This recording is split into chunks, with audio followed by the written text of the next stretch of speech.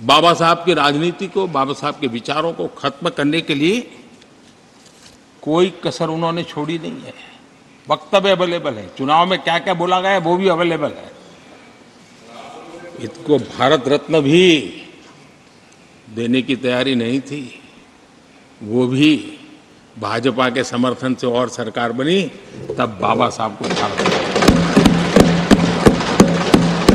इतना ही नहीं, सीताराम केसरी अति पिछड़ी जाति से कांग्रेस पार्टी के अध्यक्ष उठा करके फुटपाथ पर फेंक दिया गया। ओबीसी, वो वीडियो अवेलेबल है, वो देश ने देखा सीताराम केसरी के साथ क्या हुआ। और आदरणीय सभापति जी, इनके एक मार्गदर्शक अमेरिका में बैठे हैं। सभापति जी, इनके एक मार्गदर्शक अमेरिका में बैठे हैं। Sir, only the address will go on record. जो ओनली एड्रेस, नो। पिछले चुनाव में हुआ तो हुआ के लिए फेमस हो गए थे, और कांग्रेस इस परिवार के काफी करीबी है। उन्होंने अभी अभी संविधान निर्माता बाबा साहब आंबेडकर के उनके योगदान को छोटा करने का भरपूर प्रयास।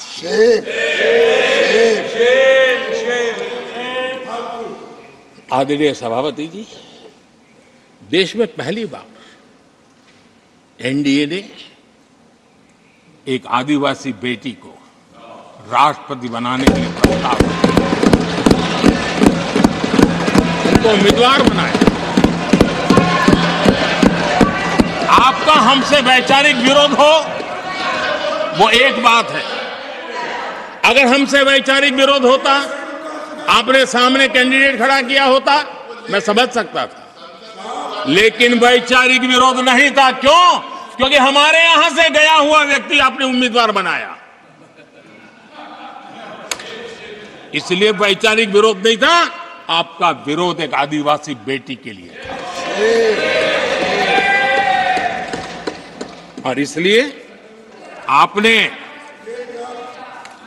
और ये जब सांगमा जी चुनाव लड़ रहे, वो भी एक आदिवासी थे, उनके साथ भी यही किया गया था।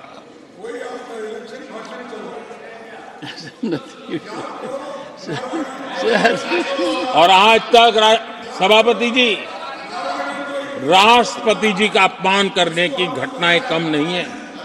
पहली बार इस देश में हुआ है। उनके जिम्मेवार लोगों के मुंह से ऐसी ऐसी बातें निकली है, शर्म से माथा झुक जाए। राष्ट्रपति के लिए ऐसी भाषा बोली गई है, मन में जो कसक पड़ी है ना, वो कहीं न कहीं इस प्रकार से निकलते रहती है। एनडीए के अंदर हमने 10 साल काम करने का मौका मिला। हमने पहले दलित को और अब आदिवासी को, हमने हमेशा हमारी प्राथमिकता क्या है इसका परिचय दिया। आदरणीय सभापति जी, जब हम हमारी सरकार के परफॉर्मेंस की बात करता हूं, एनडीए की जो गरीब कल्याण की नीतियों की बातें करता हूं, थोड़ा सा अगर उस समाज को निकट से जानते हो, आखिर कौन समाज है लाभार्थी, कौन लोग हैं? झुग्गी झोपड़ी में किसको रहने के लिए जिंदगी गुजरनी पड़ रही है? ये किस समाज के लोग हैं? मुसीबतों से गुजरना पड़ता है, व्यवस्थाओं से वंचित रहना पड़ा है, कौन समाज है? हमने जितना काम किया है ना, ये एससी, एसटी, ओबीसी, आदिवासी इसी समाज के लिए है। कच्ची बस्तियों में रहने वाले लोगों को पक्का घर मिला है, तो मेरे इस समाज के बंधुओं को मिला है। स्वच्छता के अभाव में हर वर्ष बीमारी से जूझना पड़ता था, उनको स्वच्छ भारत अभियान का लाभ देने का काम सभापति जी हमारी योजनाओं के तहत मिला है, ताकि उसको अच्छी जिंदगी जीने का अवसर मिला। इसी परिवारों के हमारी माताएं बहनें धुएं से खाना पका पका करके अपनी स्वास्थ्य के संकट को झेल रही थी। हमने उनको उज्ज्वला गैस दिया, वो इन्हीं परिवारों को। मुफ्त राशन हो, मुफ्त इलाज हो, इसके लाभार्थी यही मेरे परिवार हैं, जो समाज के इस वर्ग के मेरे परिवारजन हैं, जिनके लिए हमारी सारी योजनाएं काम कर रही है। आदरणीय सभापति जी, यहां पर कुछ ऐसा नैरेटिव रखा गया, कम से कम तथ्यों को इस प्रकार से नकारना किसका भला होगा? आप ऐसा करके अपनी क्रेडिबिलिटी भी खो रहे हैं, अपनी प्रतिष्ठा भी खो रहे हैं। आदरणीय सभापति जी, यहां शिक्षा के भ्रामक आंकड़े रखे गए, गुमराह करने का कैसा प्रयास होता है। पिछले 10 वर्ष में SC ST स्टूडेंट्स के लिए जो स्कॉलरशिप दी जाती है, 10 साल में उसकी वृद्धि हुई है।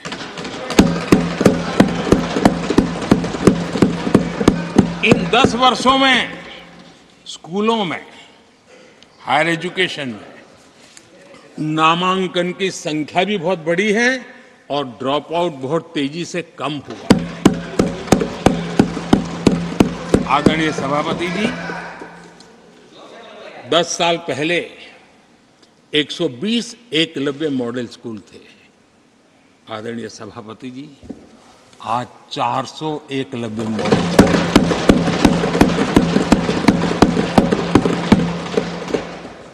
आप इन चीजों को क्यों नकारते हैं, क्यों ऐसा करते हैं, मुझे समझ नहीं आता। सभापति जी, पहले एक सेंट्रल ट्राइबल यूनिवर्सिटी थी, आज 2 सेंट्रल ट्राइबल यूनिवर्सिटीज हैं।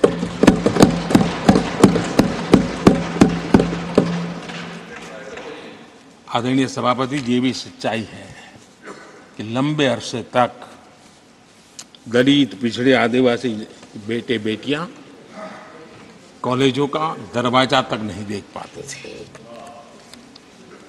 मुझे याद है, मैं गुजरात में जब CM बना तो मेरे लिए चौंकाने वाला एनालिसिस मेरे सामने आया। गुजरात में उमरगांव से अंबाजीपुरा बेल्ट आदिवासी बहुल क्षेत्र है।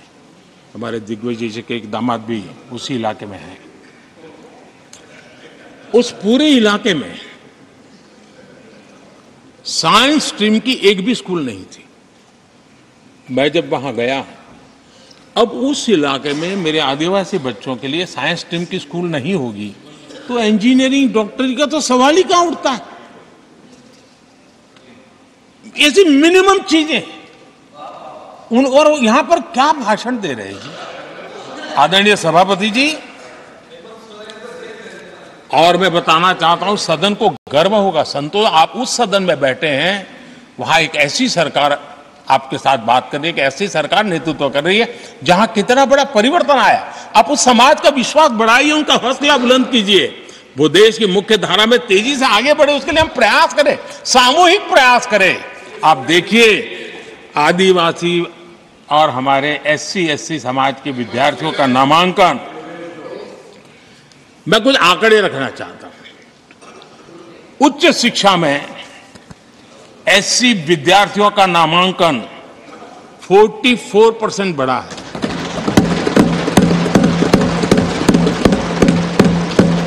उच्च शिक्षा में ST विद्यार्थियों का नामांकन 65% बढ़ा है। हायर एजुकेशन में OBC समाज के विद्यार्थियों का नामांकन में 45% बढ़ोतरी हुई। और जब मेरे गरीब, दलित, पिछड़े, आदिवासी, वंचित उन परिवार के बच्चे हायर एजुकेशन में जाएंगे, डॉक्टर बनेंगे, इंजीनियर बनेंगे, उस समाज के अंदर एक नया वातावरण पैदा होगा। और उस दिशा में हमारी कोशिश यही है कि मूलभूत समस्याओं का समाधान करने के लिए थोड़ा समय लगे लेकिन मजबूती से काम करें। और इसलिए हमने एजुकेशन पर इस प्रकार से बल दे के काम किया है। कृपा करके, जानकारियों का अभाव है तो कहिए, हम जानकारियां दे देंगे, लेकिन ऐसे नैरेटिव मत बनाइए ताकि आपकी प्रतिष्ठा भी कम हो, आपके शब्द की ताकत खत्म हो जाए। आप पर दया आ जाती है कभी कभी।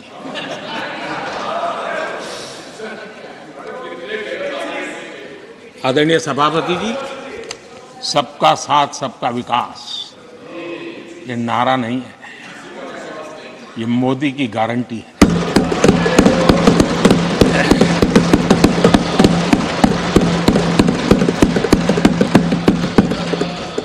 और जब इतने सारे काम करते हैं, मुझे किसी ने एक कविता लिख करके भेजी थी। कविता तो बड़ी लंबी है, तो उसमें एक वाक्य है, मोदी की गारंटी का दौर है, मोदी की गारंटी का दौर है, नए भारत की भोर, नए भारत की भोर,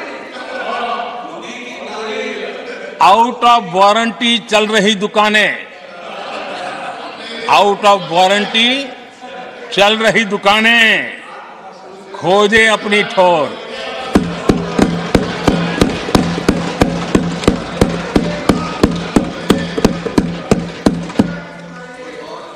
आदरणीय सभापति जी, किस प्रकार से देश में निराशा फैलाने का प्रयास, मैं ये तो समझता हूं, जो लोग इतनी निराशा की गर्त में डूब चुके हैं, वैसे निराशा फैलाने का उनका सामर्थ्य भी बचा नहीं है, वो भी सामर्थ्य नहीं बचा। आशा का तो संचार कर ही नहीं सकते, जो खुद निराशा में डूबे उनसे आशा है। लेकिन देश में हर जगह जहां बैठो वहां निराशा निराशा निराशा फैलाने का जो खेल चल रहा है और सच्चाई को नकार करके हो रहा है, वो न खुद का भला कर पाएंगे न देश का भला कर पाएंगे। आदरणीय सभापति जी, हर बार एक ही गाना गाया जाता है, समाज के कुछ वर्गों को भड़काने के लिए बिना हकीकतों को ऐसे वाक्य बोल दिए जाते हैं। मैं जरा देश के सामने कुछ हकीकतें बोलना चाहता हूं और मुझे विश्वास है मीडिया इस ऐसे विषयों पर जरा डिबेट कर ले ताकि पता चले। आदरणीय सभापति जी, यहां पर सरकारी कंपनियों को लेकर हम ऊपर भांति भांति के आरोप लगे। क्या क्या आरोप लगाए जा रहे हैं, सिर पैर माथा कुछ नहीं, बस लगाते चलो। अब देखिए, देश को याद है मारुति के शेयर का क्या खेल चल रहा था। उस जमाने में हेडलाइन बना करती थी, मारुति शेयर का क्या चल रहा है। मैं उसकी गहराई में नहीं जाना चाहता हूं, उनको वहां तक पानी पहुंचेगा कि शायद यहां पर करंट लग जाएगा, इसलिए मैं वहां तक जाना नहीं चाहता। आदरणीय सभापति जी, आदरणीय सभापति जी, देश को देश को जानना जरूरी है। आदरणीय सभापति जी, मैं तो आजाद भारत में पैदा हुआ हूं, मेरे विचार भी आजाद है और मेरे सपने भी आजाद हैं। जो गुलामी की मानसिकता को जीने वाले हैं, उसके बाद और कोई चीजें नहीं है, वही पुराने कागज लेकर के घूमते रहते हैं। आदरणीय सभापति जी, कांग्रेस ने कहा कि हमने पीएसयू बेच दिए, पीएसयू डुबो दिए, बाती बाती की बातें यहां सुन और वरिष्ठ लोगों के मुंह से सुन रहा था। याद कीजिए, बीएसएनएल, एमटीएनएल को बर्बाद करने वाले कौन थे? वो कौन सा कालखंड था जब बीएसएनएल, एमटीएनएल बर्बाद हो चुके? जरा याद कीजिए, एचएएल उसकी दुर्दशा क्या करके रखी थी, बर्बादी, और जाकर के गेट पर भाषण देकर के 2019 का चुनाव लड़ने का एजेंडा तय होता था एचएएल के नाम पर। जिन्होंने एचएएल को तबाह कर दिया था, वो एचएएल के गेट पर जाकर के भाषण झाड़ रहे थे। आदरणीय सभापति जी, एयर इंडिया को किसने तबाह कर दिया, किसने बर्बाद कर दिया? यह हालत कौन लाया था? कांग्रेस पार्टी और यूपीए, ये 10 साल की उनकी बर्बादी से मुंह नहीं मोड़ सकते। देश भली भांति जानता है और अब मैं हमारे कार्यकाल के जरा सफलता की बात बताना चाहता हूं। आदरणीय सभापति जी, आज जिस बीएसएनएल को आपने तबाह करके छोड़ा था ना, वो बीएसएनएल आज made in India 4G, 5G उस तरफ आगे बढ़ रहा है और दुनिया का ध्यान आकर्षित कर रहा है। आदरणीय सभापति जी, एचएएल के लिए इतने भ्रम फैलाए, आज रिकॉर्ड मैन्युफैक्चरिंग एचएएल के कर रहा है, रिकॉर्ड रेवेन्यू जनरेट कर रहा है एचएएल, जिसको लेकर के इतने जो होले चलाए। और कर्नाटका में एशिया की सबसे बड़ी हेलीकॉप्टर बनाने वाली कंपनी एचएएल बन गई। कहां छोड़ा था, कहां जाके लगाया, हमने पहुंचाया। आदरणीय सभापति जी, एक कमांडो जहां नहीं है, एलआईसी को लेकर भी पता नहीं कैसे कैसे बड़े विद्वत्तापूर्ण बयान देते थे। एलआईसी का ऐसा हो गया, एलआईसी का वैसा हो गया, एलआईसी का यूं हो गया। जितनी गलत बातें एलआईसी को लिए बोलनी चाहिए बोली, और तरीका यही है, किसी को बर्बाद करने अफवाह फैलाओ, झूठ फैलाओ, भ्रम फैलाओ।